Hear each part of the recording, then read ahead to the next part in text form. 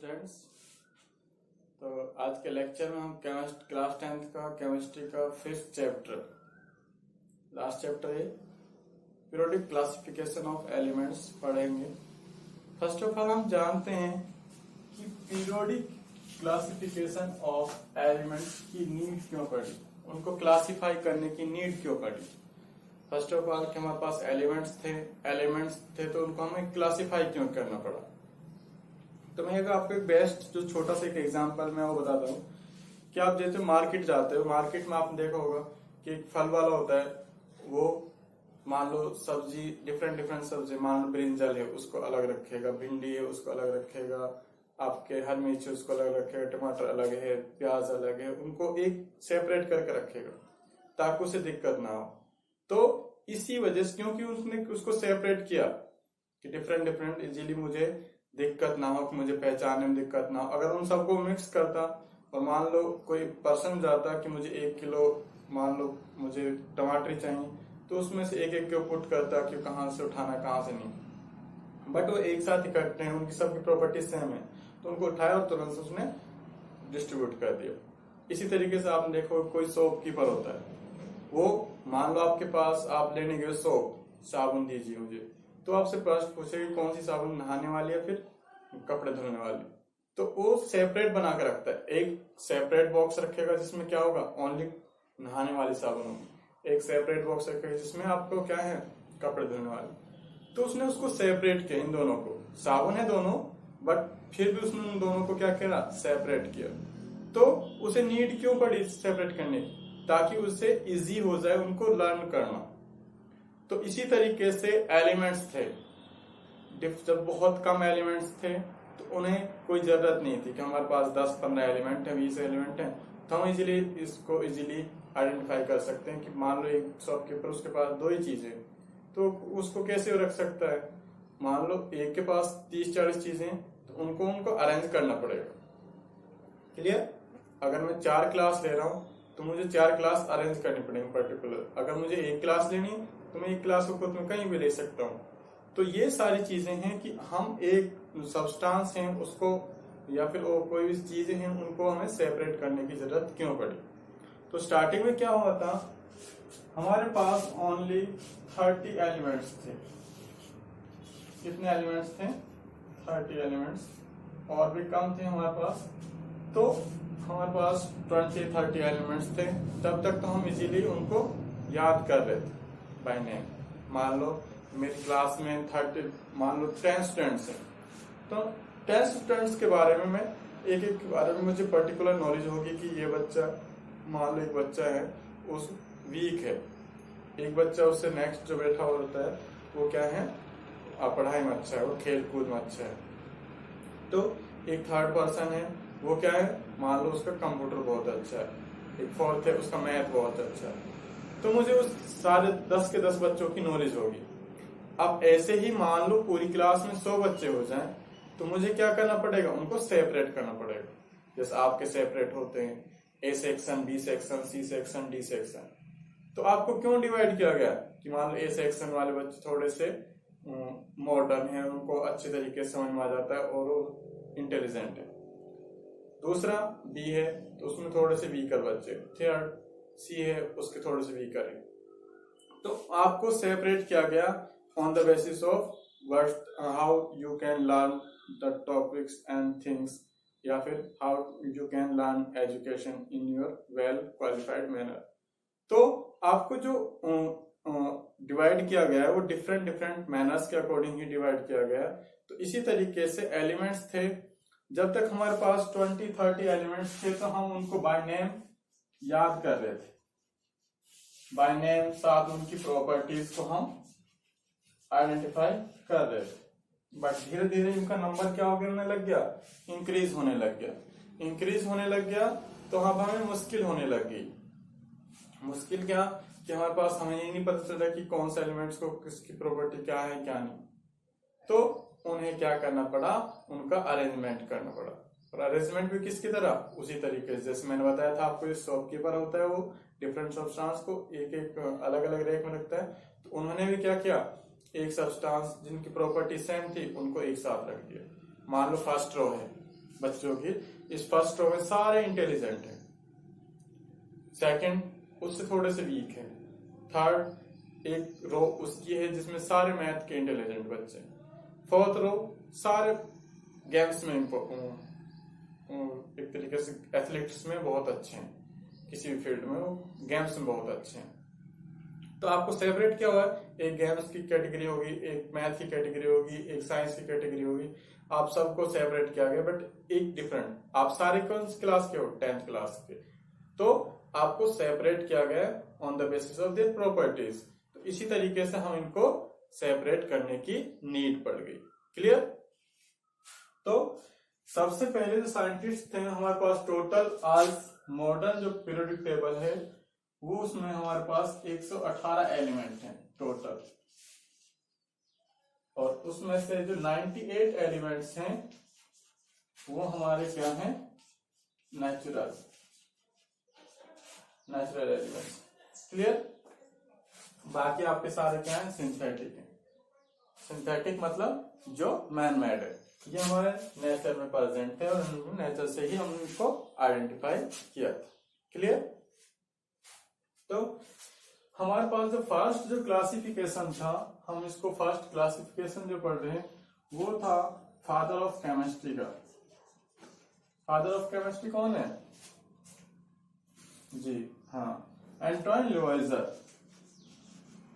Antoine लुइजर आपके father of chemistry, आपके father of chemistry. तो इन्होंने क्या किया था, एलिमेंट्स को क्लासिफाई किया था ओनली टू कैटेगरीज में। टू कैटेगरीज कौन सी थी, metals and non metals. Metals and non metals.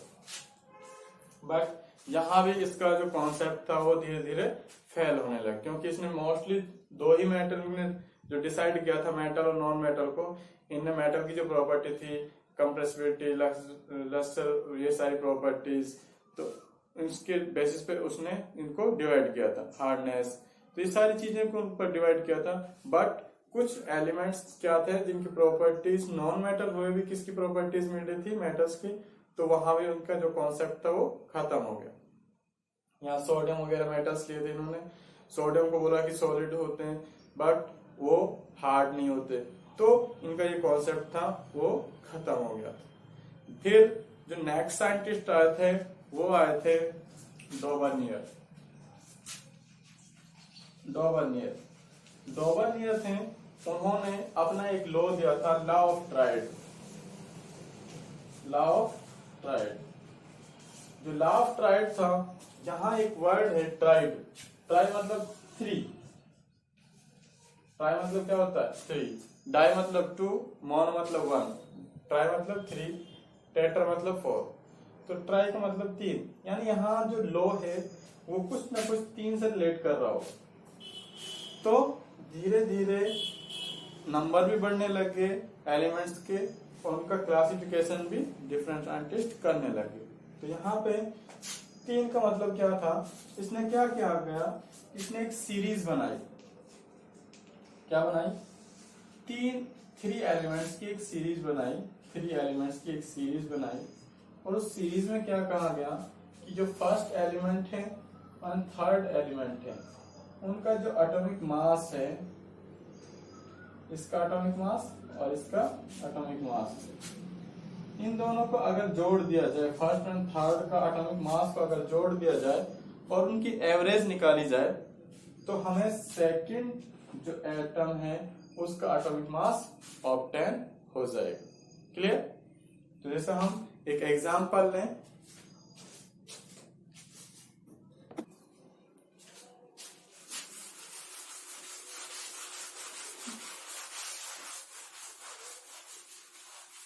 जैसे एग्जांपल लेते हैं हम एक लिथियम और एक सोडियम एंड एक पोटेशियम। ठीक है, ये लिथियम है, ये सोडियम और ये पोटेशियम। ये ऑलरेडी आप 9th क्लास में पढ़ चुके हो और मैंने एटलीस्ट आपको 20 एलिमेंट्स तक आपको याद करवा चुका हूँ। तो लिथियम का Li होता है सिंबल, सोडियम का Na होता है, पोटेशियम का K होता है। तो एटॉमिक मास कितना है इनका? एटॉमिक मास, क्योंकि जो डॉबर्नियर साइंटिस्ट था उसने यही दिया था लॉ ऑफ ट्राइड, किसके ऊपर दिया था? एटॉमिक मास के ऊपर बेस्ड था। तो एटॉमिक मास क्या है? लिथियम का 7 होता है और पोटेशियम का कितना होता है? 39। क्लियर? अब इसने क्या कहा था? फर्स्ट और थर्ड एलिमेंट का एटॉमिक मास को ऐड कीजिए और उनका एवरेज निकालिए, और जो एवरेज आएगा वो सेकंड जो एटम है, जो एलिमेंट है सेकंड, उसका मास निकल के आएगा। तो देखिए